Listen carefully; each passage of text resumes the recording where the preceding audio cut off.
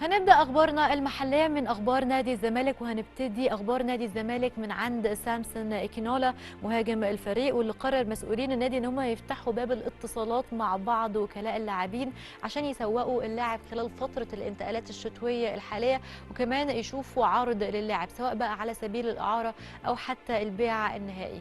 وجه موقف مسؤولين نادي الزمالك بسبب عدم ظهور اللاعب بمستوى كويس، على الرغم من هو يعني أخذ أكتر من فرصة في عدد كبير من المباريات في الفترة اللي فاتت دي. كمان نادي الزمالك بيبحث حاليا عن مهاجم عالي في مستوى عالي أكيد يتم تدعيم صفوف نادي الزمالك بيه.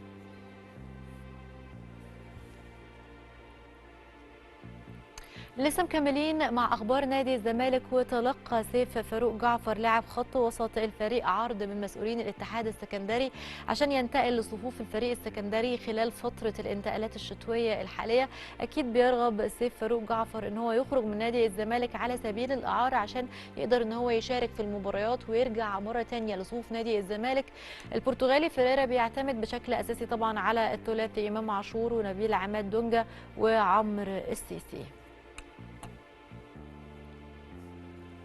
ومن سيف فاروق جعفر نروح بقى معاكم ليوسف أسامة نبيه عشان طبعا نطمن عليه بعد ما غاب عن مباراة الفريق قصاد الداخلية. تعافى اللاعب من الآلام اللي كانت عنده في الأسنان وأصبح خلاص جاهز تماما عشان يشارك في لقاء الاتحاد والمقرر ليه يوم الأربعاء اللي جاي في إطار الجولة 13 من مباريات الدوري المصري الممتاز. كمان نادي الزمالك تعادل على فكرة قبل كده يعني، أو يمكن في آخر لقاء مع الداخلية، دي كانت آخر مباراة ليه في الدوري بعد ما نجح محمد عبد الغني ان هو يخطف هدف التعادل ليه في الوقت الضائع.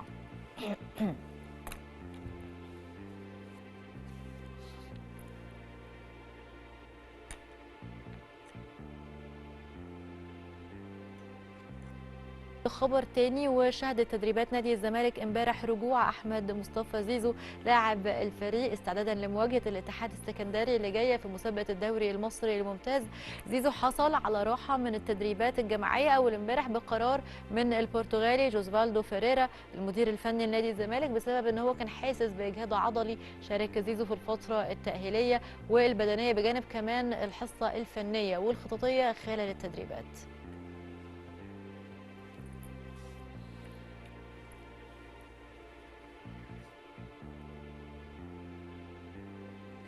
ومن زيزو هنروح معاكم لبرتغالي فيريرا المدير الفني لنادي الزمالك، واللي عمل جلسه مع اللعيبه قبل انطلاق تدريب امبارح على ملعب عبد اللطيف ابو رجيله في مقر نادي الزمالك. واتكلم المدير الفني مع اللعيبه عن اهميه المرحله اللي جايه وضروره كمان التركيز عشان الفريق يرجع للانتصارات مره ثانيه ويستمر في منافسته على الدوري ويحافظ كمان على اللقب. وقال لهم فيريرا ان هو مش هيقبل باي شكل من الاشكال تهاون او تقصير من اي لاعب في الفريق. حذر كمان فيريرا اللعيبه من الاخطاء اللي ظهرت في اداء الفريق في المباريات اللي فاتت.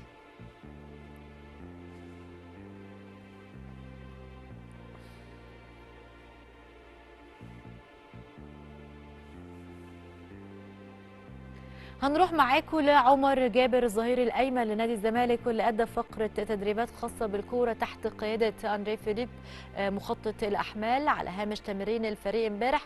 خاض عمر جابر الحصه التاهيليه والبدنيه بشكل طبيعي مع زمايله في بدايه التمرين قبل ما يخوض بعدها التدريبات بشكل منفرد وفقا للبرنامج الموضوع ليه من قبل الجهاز الفني للفريق. بيؤدي كمان عمر جابر خلال الفتره الحاليه برنامج تدريبي خاص عشان يتم تجهيزه بالشكل المناسب للمشاركة بشكل كامل في التدريبات بعد تعافيه من الإصابة واللي كان بيعاني منها في العضلة الخلفية، وبعدته أكيد عن المشاركة في المباريات الأخيرة.